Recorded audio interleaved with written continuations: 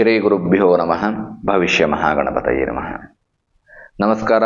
ನಾನು ಡಾಕ್ಟರ್ ವಿಶ್ವನಾಥ್ ಭಾಗವತ್, ಜ್ಯೋತಿಷಿ ಮತ್ತು ವಾಸ್ತು ಕನ್ಸಲ್ಟೆಂಟ್. ಈಗ 2025 ಜೂನ್ ತಿಂಗಳಿನ ತುಲಾರಾಶಿಯ ಮಾಸ ಭವಿಷ್ಯವನ್ನು ನೋಡ್ತಕ್ಕಂತಹ ಸಂದರ್ಭ. ಪರ್ಫೆಕ್ಟ್ ಭವಿಷ್ಯಕ್ಕೋಸ್ಕರವಾಗಿ ನಮ್ಮ ರಾಶಿಯನ್ನು ವೀಕ್ಷಣೆ ಮಾಡಬೇಕು. ತುಲಾರಾಶಿಯ ಗ್ರಹಸ್ಥಿತಿಗಳನ್ನ ನೋಡ್ತಾ ಹೋಗೋಣ. ರಾಹು ಪಂಚಮದಲ್ಲಿ, 4 ಮತ್ತು 5ನೇ ಮನೆಯ ಅಧಿಪತಿಯಾಗಿರ್ತಕ್ಕಂತಹ ಶನಿ 6ರಲ್ಲಿ, ಅಷ್ಟಮಾಧಿಪತಿಯಾಗಿರ್ತಕ್ಕಂತಹ ಶುಕ್ರ ಸಪ್ತಮದಲ್ಲಿ, ಲಾಭಾಧಿಪತಿಯಾಗಿರ್ತಕ್ಕಂತಹ ರವಿ ಅಷ್ಟಮದಲ್ಲಿ, ಭಾಗ್ಯಾಧಿಪತಿಯಾಗಿರ್ತಕ್ಕಂತಹ ಬುಧ ಭಾಗ್ಯಸ್ಥಾನದಿಂದ ಕರ್ಮಸ್ಥಾನಕ್ಕೆ, 3 ಮತ್ತು 6ನೇ ಮನೆಯ ಅಧಿಪತಿಯಾಗಿರ್ತಕ್ಕಂತಹ ಗುರು 9ರಲ್ಲಿ ಭಾಗ್ಯಸ್ಥಾನದಲ್ಲಿದ್ದಾರೆ. 2ನೇ ಮನೆ ಮತ್ತು 7ನೇ ಮನೆ ಅಧಿಪತಿಯಾಗಿರ್ತಕ್ಕಂತಹ ಕುಜ ಏಕಾದಶ ಶುಭ ಸ್ಥಾನದಲ್ಲಿ, ಕೇತು ಏಕಾದಶ ಶುಭ ಸ್ಥಾನದಲ್ಲಿ.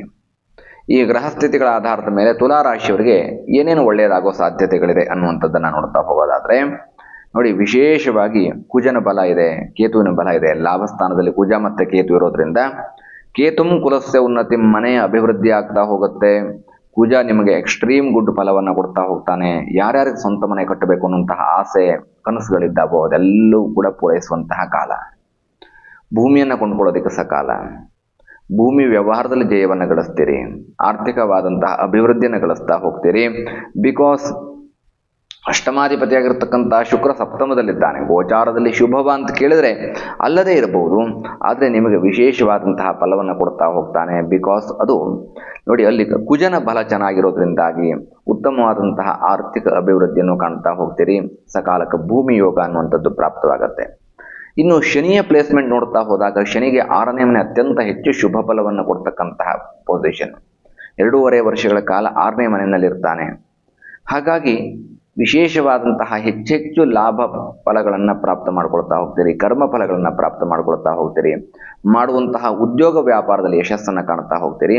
ಎಕ್ಸ್ಟ್ರೀಮ್ ಜಯ ಇದೆ. ಹಾಗಾದರೆ ಸ್ವಲ್ಪ ಯೋಚನೆ ಮಾಡ್ತಕ್ಕಂತಹ ಗ್ರಹಗಳು ಯಾವ್ಯಾವುದು ಅಂತ ಕೇಳಿದ್ರೆ, ಪಂಚಮಾರಿಷ್ಟ ರಾಹು ಸ್ವಲ್ಪ ಹೆಲ್ತ್ ಬಗ್ಗೆ ಕೇರಿಂಗ್ ಬೇಕಾಗತ್ತೆ. ಆರೋಗ್ಯ ಸಂಬಂಧಿತವಾದಂತಹ ಸಮಸ್ಯೆಗಳಲ್ಲಿ ನೀವು ಒಂದಷ್ಟು ಬಳಲುವಂತಹ ಸಾಧ್ಯತೆಗಳಿದ್ದಾವೆ. ಅನಾರೋಗ್ಯ ಬರುವಂತಹ ಸಾಧ್ಯತೆಗಳಿರುತ್ತೆ.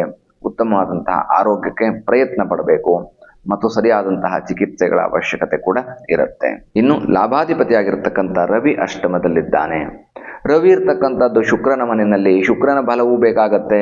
ಅದೇ ರೀತಿಯಾಗಿ ರವಿಯ ಪ್ಲೇಸ್ಮೆಂಟು ಗೋಚಾರದಲ್ಲಿ ಶುಭವ ಅಂತ ಕೇಳಿದ್ರೆ ಅಲ್ಲದೇ ಇರಬಹುದು. ಆದರೆ ಶುಕ್ರ ಮತ್ತು ರವಿಯ ಕಾಂಬಿನೇಷನ್ಗೆ ವರ್ಕ್ ಆಗಬೇಕು ಅಂತಂದರೆ ದೇವಿಯ ಆರಾಧನೆ ಮಾಡಿಕೊಳ್ಬೇಕು. ದುರ್ಗೆಯ ಆರಾಧನೆ, ಚಂಡಿಕಾ ಪಾರಾಯಣ, ಲಕ್ಷ್ಮೀನಾರಾಯಣ ಹೃದಯ ಪಾರಾಯಣ, ಸಿದ್ಧ ಕುಂಜಿಕಾ ಸ್ತೋತ್ರಗಳನ್ನ ಹೇಳಿಕೊಳ್ತಕ್ಕಂಥದ್ದು, ಈ ಥರದ್ದೆಲ್ಲ ಮಾಡಿಕೊಳ್ಳೋದ್ರಿಂದಾಗಿ ರವಿ ಮತ್ತು ಶುಕ್ರನ ಕಾಂಬಿನೇಷನಲ್ಲಿ ಒಂದು ಉತ್ತಮವಾದಂತಹ ಆರ್ಥಿಕ ಅಭಿವೃದ್ಧಿ ಸ್ಥಾನಮಾನವನ್ನು ಗಳಿಸ್ತಕ್ಕಂತಹ ಯೋಗ ತುಲಾರಾಶಿಯವರು ಬರುತ್ತೆ. ಇನ್ನು ಭಾಗ್ಯಾಧಿಪತಿಯಾಗಿರ್ತಕ್ಕಂತಹ ಬುಧ ಭಾಗ್ಯಸ್ಥಾನದಿಂದ ಕರ್ಮಸ್ಥಾನಕ್ಕೆ ಹೋದಂತಹ ಸಂದರ್ಭದಲ್ಲಿ ಪ್ರಾರಂಭದಲ್ಲಿ ಒಂದು 15 ದಿನ ಎಕ್ಸ್ಟ್ರೀಮ್ ಗುಡ್ ಯೋಚನೆಯನ್ನು ಮಾಡ್ತಾ ಇರ್ತೀರಿ. ಮಾಡಿದ್ದೆಲ್ಲವೂ ಕೂಡ ಸಕ್ಸಸ್ ಆಗುವಂತಹ ಯೋಗಗಳು, ಹೊಸ ಹೊಸ ಯೋಜನೆಗಳೇನಿದ್ದಾವೆ ಅದೆಲ್ಲ ಕಾರ್ಯರೂಪಕ್ಕೆ ಬರ್ತಾ ಹೋಗುತ್ತೆ. ಕರ್ಮಸ್ಥಾನಕ್ಕೆ ಬಂದ ಮೇಲೆ ಅದು ನಿಮಗೆ ಒಂದಷ್ಟು ಹೆಸರನ್ನು ಕೊಡ್ತಾ ಹೋಗುತ್ತೆ. ಆರ್ಥಿಕ ಅಭಿವೃದ್ಧಿಯನ್ನು ಮಾಡ್ತಾ ಹೋಗುತ್ತೆ. ಇದೇ ಕಾರಣಕ್ಕೋಸ್ಕರವಾಗಿ ನಾನು ಶುಕ್ರ ಮತ್ತು ರವಿಯ ಪ್ರೀತ್ಯರ್ಥವಾಗಿ ಆರಾಧನೆ ಮಾಡಿಕೊಡಿ ಅಂತ ಹೇಳಿದ್ದು. ಬಿಕಾಸ್ ಭಾಗ್ಯದಲ್ಲಿರ್ತಕ್ಕಂಥ ಅಂದರೆ ಭಾಗ್ಯಾಧಿಪತಿಯಾಗಿರ್ತಕ್ಕಂತಹ ಬುಧ ಭಾಗ್ಯದಲ್ಲಿದ್ದಾನೆ. ಸೊ ಹಾಗಾಗಿ ಇನ್ನೊಂದು ಶುಕ್ರನ ಪ್ಲೇಸ್ಮೆಂಟ್ ಯಾಕೆ ನಾವು ವಿಶೇಷವಾಗಿ ಗಮನಿಸ್ತಾ ಹೋಗ್ತಾ ಇದ್ದೀವಿ ಅಂತಂದರೆ, ಅಲ್ಲಿ ಅವನು ರಾಶ್ಯಾಧಿಪತಿ ನಿಮಗೆ. ಹಾಗಾಗಿ ಆ ಸಪ್ತಮ ಸ್ಥಾನ ಅನ್ನುವಂಥದ್ದು ರಾಶ್ಯಾಧಿಪತಿಯಾಗಿ ಕೊಡುವಂತಹ ಶುಭ ಫಲಕ್ಕೆ ಇಲ್ಲಿ ರವಿ, ಶುಕ್ರ, ಬುಧ ಈ 3 ಗ್ರಹಗಳ ಪರಸ್ಪರ ಕಾಂಬಿನೇಷನ್ಗಳು ಬಹಳ ಮುಖ್ಯವಾಗ್ತಾ ಹೋಗುತ್ತೆ. ಕರ್ಮಸ್ಥಾನಕ್ಕೆ ಬಂದಮೇಲೆ, ಭಾಗ್ಯಸ್ಥಾನದಿಂದ ಕರ್ಮಸ್ಥಾನಕ್ಕೆ ಬಂದಮೇಲೆ ಎಕ್ಸ್ಟ್ರೀಮ್ ಗುಡ್ ಫಲವನ್ನು ಕೊಡ್ತಾ ಹೋಗ್ತಾನೆ. ಸೊ ಹಾಗಾಗಿ ಬುದ್ಧಿ ವೃದ್ಧಿ ಆಗುತ್ತೆ. ತೆಗೆದುಕೊಳ್ತಕ್ಕಂತಹ ಡಿಸಿಷನ್ಗಳ ಸತ್ಯವಾಗುತ್ತೆ. ಆರ್ಥಿಕ ಅಭಿವೃದ್ಧಿಯನ್ನು, ಫೈನಾನ್ಷಿಯಲ್ ಗ್ರೋತನ್ನು ಕಾಣ್ತಾ ಹೋಗ್ತೀರಿ. ಗುರು ಭಾಗ್ಯದಲ್ಲಿದ್ದಾನೆ. ಗುರುಬಲ ತುಂಬ ಚೆನ್ನಾಗಿದೆ. 3ನೇ ಮನೆ ಮತ್ತು 6ನೇ ಮನೆ ಅಧಿಪತಿ ಆಗಿರ್ತಕ್ಕಂಥವನು. ಗುರುವಿನ ಬಗ್ಗೆ ಯೋಚನೆ ಬೇಕಿಲ್ಲ. ಕುಜ ತುಂಬ ಚೆನ್ನಾಗಿದ್ದಾನೆ ಅಂತ ಹೇಳಿದೆ, ಕೇತು ಚೆನ್ನಾಗಿದ್ದಾನೆ ಅಂತ ಹೇಳಿದೆ. ಸೊ ಹಾಗಾಗಿ ಒಟ್ಟಾರೆಯಾಗಿ ನಿಮಗೆ ಶುಭ ಫಲ ನೀಡತಕ್ಕಂತಹ ಗ್ರಹಗಳು ಅಂತಂದರೆ ಬುಧ, ಗುರು, ಕುಜ, ಕೇತು, ಶನಿ ಇವೆಲ್ಲವೂ ಕೂಡ ಅತ್ಯಂತ ಹೆಚ್ಚು ಶುಭ ಫಲವನ್ನು ನೀಡತಕ್ಕಂಥದ್ದು. ಆರಾಧನೆ ಅಥವಾ ನೆಗೆಟಿವ್ ಪೊಸಿಷನ್ ಇರ್ತಕ್ಕಂತಹ ಗ್ರಹಗಳು ಅಂತಂದರೆ ರಾಹು, ಶುಕ್ರ, ರವಿ ಇವು ಸ್ವಲ್ಪ ಮಧ್ಯಮ ಶುಭದಲ್ಲಿರ್ತಕ್ಕಂತಹ ಗ್ರಹಗಳು. ಹಾಗಾಗಿ ದುರ್ಗೆಯ ಆರಾಧನೆಯನ್ನು ಮಾಡಿಕೊಳ್ಳಿ. ಮಾಡುವಂತಹ ಉದ್ಯೋಗ ವ್ಯಾಪಾರದಲ್ಲಿ ಅತಿ ಹೆಚ್ಚು ಯಶಸ್ಸನ್ನು ಕಾಣ್ತಾ ಹೋಗ್ತೀರಿ. ಜಯ ನಿಮ್ಮದಾಗ್ತಾ ಹೋಗುತ್ತೆ. ಏನೇ ಭವಿಷ್ಯವನ್ನು ಹೇಳಿದರೂ ಕೂಡ ಅದು ನಿಮಗೆ ಸತ್ಯವಾಗಬೇಕು. ಸುಮ್ಮನೆ ನಾವೇನೋ ಒಂದು ಹೇಳಿಬಿಟ್ರೆ ನಿಮಗೆ ಅದು ಯಶಸ್ಸನ್ನು ಕೊಡೋದಿಲ್ಲ.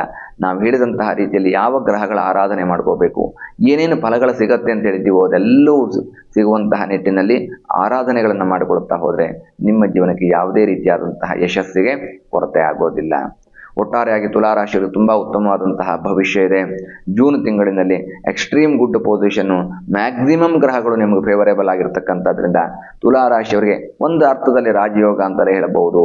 ನಿಮಗೆ ವಿಶೇಷವಾದಂತಹ ಸ್ಥಾನಮಾನ ಅಭಿವೃದ್ಧಿ ಪ್ರಾಪ್ತವಾಗುತ್ತೆ. ಜೀವನದಲ್ಲಿ ಯಶಸ್ಸನ್ನು ಕಾಣ್ತೀರಿ. ಹೆಚ್ಚಿನದಾಗಿರ್ತಕ್ಕಂತಹ ಮಾಹಿತಿಗಾಗಿ ಕೆಳಗಡೆ ಇರತಕ್ಕಂತಹ ನನ್ನ ನಂಬರಿಗೆ ಕಾಂಟ್ಯಾಕ್ಟ್ ಮಾಡಿ. ಯಾಕೆ ಅಂತಂದರೆ ನಿಮ್ಮ ಜಾತಕ ಪರಿಶೀಲನೆ ಮಾಡ್ಕೋಬೇಕಾಗತ್ತೆ. ಜಾತಕದಲ್ಲಿರುವಂತಹ ಸಮಸ್ಯೆಗಳು, ಇದು ಗೋಚಾರ ಫಲ, ಜಾತಕದಲ್ಲಿರ್ತಕ್ಕಂತಹ ಸಮಸ್ಯೆಗಳೇ ಬೇರೆ ಇರುತ್ತೆ. ಅದಕ್ಕೆ ಒಂದು ಪರ್ಮನೆಂಟ್ ಪರಿಹಾರವನ್ನು ಕಂಡುಕೊಂಡ್ರೆ ನಿಮ್ಮ ಜೀವನದಲ್ಲಿ ಮತ್ತೆ ಯಾವತ್ತೂ ಕೂಡ ಕಷ್ಟಗಳು ಬರೋದಿಲ್ಲ. ಅಥವಾ ನೇರವಾಗಿ ಬಂದು ಕೂಡ ನೀವು ಭೇಟಿಯನ್ನು ಮಾಡಿ ಜಾತಕ ಪರಿಶೀಲನೆ ಮಾಡ್ಕೋಬಹುದು. ನಿಮ್ಮ ಜೀವನದಲ್ಲಿ ಸುಖವನ್ನು ನೀವು ಕಾಣಬಹುದು ಅನ್ನುವಂತಹ ಮಾತನ್ನು ಹೇಳ್ತಾ ತುಲಾರಾಶಿ ಜೂನ್ 2025 ಮಾಸ ಭವಿಷ್ಯವನ್ನು ಮುಗಿಸ್ತಾ ಇದ್ದೇನೆ ಸ್ನೇಹಿತರೆ. ಶುಭವಾಗಲಿ. ಶುಭಂ ಭೂಯಾತ್. ಲೋಕಾಹ ಸಮಸ್ತ ಸುಖಿನೋ ಭವಂತು. ಸಮಸ್ತ ಸನ್ಮಂಗಲಾನಿ ಭವಂತು.